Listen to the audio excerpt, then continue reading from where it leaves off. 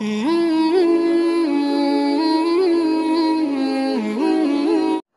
واحد وجہ ہے نظام کائنات جو اس کے مخالف ہے، تجارت میں پریشان، زراعت میں پریشان، حکومت میں پریشان، ملازمتوں میں پریشان، سرمایہ داریوں کے نقشوں میں پریشان، دواؤں کے استعمال میں پریشان، جتنے بھی مادی شکلیں اور اسباب ہیں ان کی کثرت کے باوجود ان کی پریشانیوں میں زیادتی ہے۔ وجہ کیا ہے؟ وجہ صرف یہ ہے کہ مسلمان اللہ سے بدگمان ہو گیا۔ بدگمانی کیا ہے؟ بدگمانی یہ ہے کہ پہلے کائنات کا نقشہ ہوگا، پھر اللہ اس نقشے کے مطابق کریں گے۔ قدرت کہتے ہی اس کو ہیں کہ وہ کسی حال میں، کسی زمانے میں کسی نقشے کی پابند نہیں ہے۔ قدرت کہتے ہی اس کو ہیں کہ وہ کسی زمانے میں کسی نقشے کی پابند نہیں ہے، بلکہ اس بات پر غور کرنا پڑے گا بہت۔ اللہ رب العزت نے کائنات اور مادی نقشوں کے جو اسباب انبیاء کے ہاتھ میں دیے ہیں اور انبیاء کو راضی ہو کر دیے ہیں، انبیاء علیہ السلام کو بھی ان نقشوں میں ناکام کر کے دکھلایا، اس لیے کہ معاملہ ہمارے ہاتھ میں ہے، ہم جو چاہیں گے وہ کریں گے، جو انبیاء چاہیں گے وہ نہیں ہوگا۔ میری بات توجہ سننی پڑے گی بہت۔ مادی نقشے انبیاء علیہ السلام کے ہاتھوں میں دے کر اللہ رب العزت نے ہر زمانے میں ہر نبی کے ساتھ اپنی مشیت کو غالب کر کے دکھلایا کہ نبی محتاج ہیں، اللہ مختار ہیں۔ ہم ان فقراء جن کو اللہ نے کچھ بھی نہیں دیا، کیونکہ جن کو آخرت میں کچھ نہ دینے کا وعدہ کیا ہو، ان کو دنیا کے اعتبار سے مالدار سمجھنا یہ مسلمان کا اندھا پن ہے۔ یہ مسلمان کا اندھا پن ہے کہ جن کو اللہ نے آخرت کے لیے کچھ نہیں ہے، جن کے لیے آخرت میں کچھ نہیں ہے، دنیا میں ان کو مالدار سمجھنا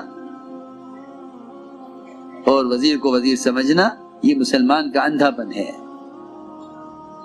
کلوا وتمتعوا قلیلا انکم مجرمون۔ مسلمان صرف اتنا سمجھا کلوا وتمتعوا، اگر قلیلا انکم مجرمون ان دو باتوں کو بھی اس طرح سمجھ لے جس طرح غیر کے ہاتھوں میں مادی نقشوں کو دیکھ کر سمجھتا ہے کہ یہ مسئلہ ان کے ہاتھ میں ہے، اللہ آگے فرمانا قلیلا انکم مجرمون، کہ ہم نے تمہیں تھوڑا سا دنیا میں مال دیا ہے اور اس لیے تھوڑا سا دیا ہے کہ تم تھوڑے دن اس سے تھوڑا سا نفع حاصل کر لو، اس لیے کہ تم مجرم ہو۔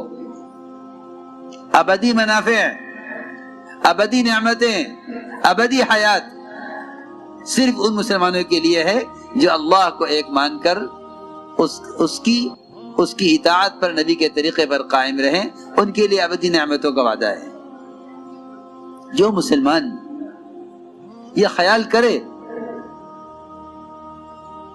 کرے کہ اسباب ان کے ہاتھ میں ہیں، مادی شکل ان کے ہاتھ میں ہیں، ہمیں کسی مسئلے کو حل کرانے کے لیے ان سے کہنا پڑے گا۔ آپ اندازہ کریں اگر کسی وزیر سے کسی کام کو کہنے سے پہلے کسی فقیر سے کہہ دیا جائے اور وزیر دیکھ رہا ہو کہ اس کام کے لیے فقیر کے پاس گیا ہے، تو میں سمجھتا ہوں کہ ایسا وزیر تمہیں اپنی وزارت کے گھر میں اور ایوان وزارت میں اور ایوان صدارت میں تمہیں داخل نہیں ہونے دے گا، تمہیں داخل نہیں ہونے دے گا۔ تم نے اس سے کہا ہے مجھ سے پہلے، تم اسی سے جا کر کام کراؤ۔ اگر کوئی شخص اپنی حاجت کو وزیر سے پہلے یا غیر وزیر سے کہہ دے، اور وزیر دیکھ رہا ہے اور وزیر کا اس سے تعلق بھی ہے، وزیر نے کہا بھی ہے اس سے کوئی کام ہو تو مجھ سے کہنا، اور یہ جا کر کسی اور سے اپنی حاجت کو کہے اور وزیر دیکھ رہا ہو، پھر یہ اس سے کہنے کے بعد جب مسئلہ حل نہ ہو تو وزیر کے پاس آوے، تو وزیر اس کو اپنے ایوان میں داخل نہیں ہونے دے گا۔ یہ میری وزارت کی توہین ہے کہ تو میرے پاس آنے سے پہلے اس کے پاس گیا ہے۔ سوچنے کی بات ہے کہ مسلمان نے اجتماعی طور پر مقدمہ آ جائے تو وکیل، قرضہ آ جائے تو بینک اور سود، بیماری آ جائے تو دوائیں، کوئی مسئلہ پیش آ جائے تو حکام اور وزراء، اللہ رب العزت نے اسباب کو اسباب دے کر مسلمان کا یہ امتحان لیا ہے کہ یہ اپنے مسائل کے حل میں غیروں کے طریقے کے مطابق محض مادی شکلوں پر چلتا ہے، یا یہ انبیاء اور صحابہ کے طریقے کے مطابق اپنے مسئلے کو لے کر میری طرف آتا ہے۔ اللہ نے اسباب اس امتحان کے لیے بنائے تھے۔ میں اس کو سمجھانا چاہتا تھا کہ ہم اللہ سے بدگمان کیوں ہیں، ہم اللہ سے بدگمان کیوں ہیں۔ اللہ سے بدگمانی یہ ہے کہ ان اسباب میں وہ ہوگا جو ہم چاہیں گے، یہ اللہ کے ساتھ بدگمانی ہے، بلکہ نہیں، اللہ جو چاہیں گے وہ کریں گے، اور اللہ سے اپنی چاہت کے مطابق کرانے کے لیے محمد صلی اللہ علیہ وسلم کی چاہتوں کو پورا کر دو۔ اللہ کے احکام کو اپنی چاہت کے مطابق اور اسباب اپنی چاہت کے مطابق نتائج لانے کے لیے اللہ تعالیٰ کے احکام کو محمد صلی اللہ علیہ وسلم کے طریقے پر پورا کر دو۔ اللہ تعالیٰ کی قدرت وعدوں کے ساتھ ہے، وعدے حکموں کے ساتھ ہے، یہ ہے اصل راستہ۔ تو میں عرض کر رہا تھا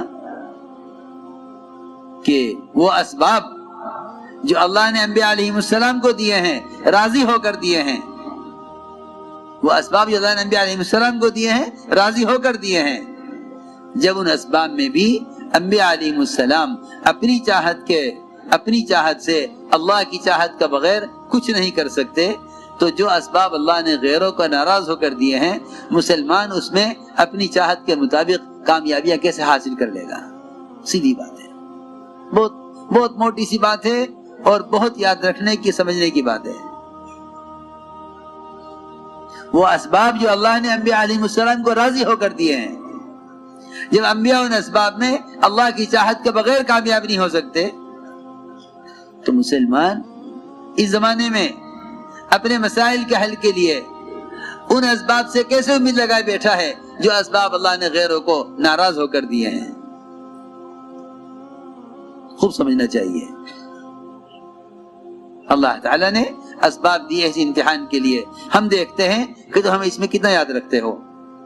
سلیمان علیہ السلام کو جسمانی قوت بھی خوب دی، اعلیٰ نسل کی بیویاں بھی دی، خوب بچے جننے والی، اور اعلیٰ قوت بھی دی، اور اس سب کے ساتھ اعلیٰ نیت بھی دی کہ میں ان بیویوں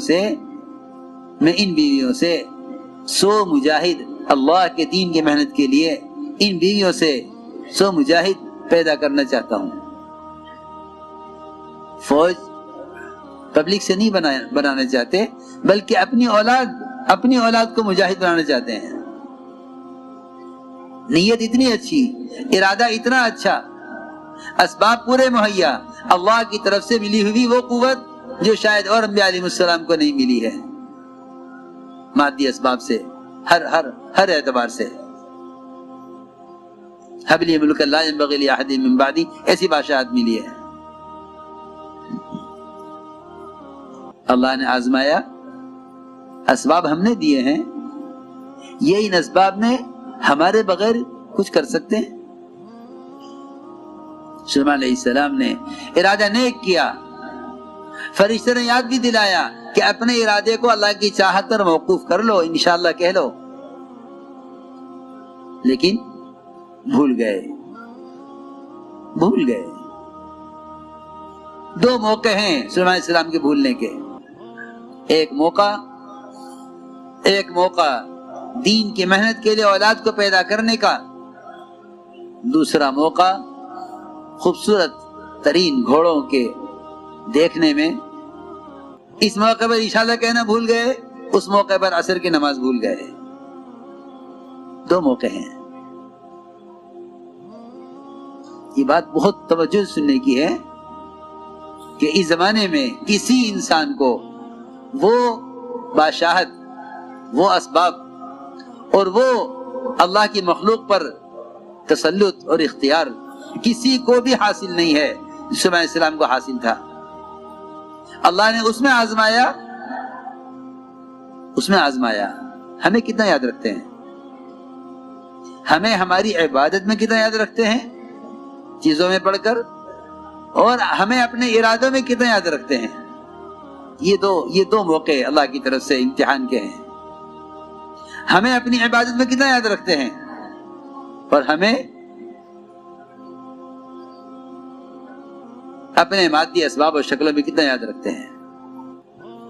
اللہ کی شان، سلیمان علیہ السلام نے 100 بیویوں سے صحبت کی، انشاءاللہ کہنا بھول گئے، ایک بیوی سے بھی اولاد نہیں ہوئی، 99 بیویوں کا حمل نہیں ٹھہرا، ایک بیوی کا حمل ٹھہرا، وہ وقت سے پہلے ضائع ہو گیا. اللہ نے دکھلایا. فرمایا حضور اکرم صلی اللہ علیہ وسلم نے اگر میرے بھائی سلیمان انشاءاللہ کہہ لیتے تو 100 کی 100 بیویوں سے 100 مجاہد پیدا ہوتے، 100 گھڑ سوار پیدا ہوتے. میں یہ مثال دے رہا ہوں. اس مثال کو غور کریں اور ہم اپنے ہاتھوں میں جو ہمارے چند مادی شکلیں، کچھ کارخانے، کچھ زمینیں، کچھ چھوٹی موٹی دکانیں ہم لیے بیٹھے ہیں، ان اسباب کو غور کریں، ان اسباب کو غور کریں. دوسرا موقع یہ میں نے عرض کیا کہ وہ دنیا کو مزین کر کے دیکھنا چاہتے ہیں اللہ تعالیٰ کہ ہمیں کتنا یاد رکھتے ہو. گھوڑے دیکھنے مشغول ہوئے اور عصر کی نماز قضا ہو گئی. گھوڑوں کو کاٹ ڈالا، یہ زندہ رہنے کے قابل نہیں ہے، اللہ کی یاد سے غافل کر دیا. عصر کی نماز قضا ہوئی. سلیمان علیہ السلام کو اتنا غم تھا اس کا کہ سورج کو واپس نکلوایا اللہ سے کہہ کر اس دن کی عصر پڑھنے کے لیے. اے اللہ مجھے آج کی عصر پڑھنی ہے، سورج کو واپس لا. اس لیے میرے دوستو عزیزو، اچھی طرح سمجھ لو ان اسباب کی کیا حیثیت ہے جن کو ہم معبود بنا کر بیٹھے ہوئے ہیں. ان اسباب کی حیثیت یہ ہے کہ ان اسباب میں اللہ کی مشیت کے بغیر کچھ نہیں ہوگا، اور اللہ کی مشیت اسباب کے ساتھ نہیں ہے، اس کی مشیت اس کی اطاعت کے ساتھ ہے. اسباب میں حکم پورا کرو گے تو اللہ حکم پر کامیاب کرے گا، سبب پر نہیں. اسباب میں حکم پورا کرو گے تو اللہ حکم پر کامیاب کرے گا، سبب پر نہیں. اصل بات یہ ہے.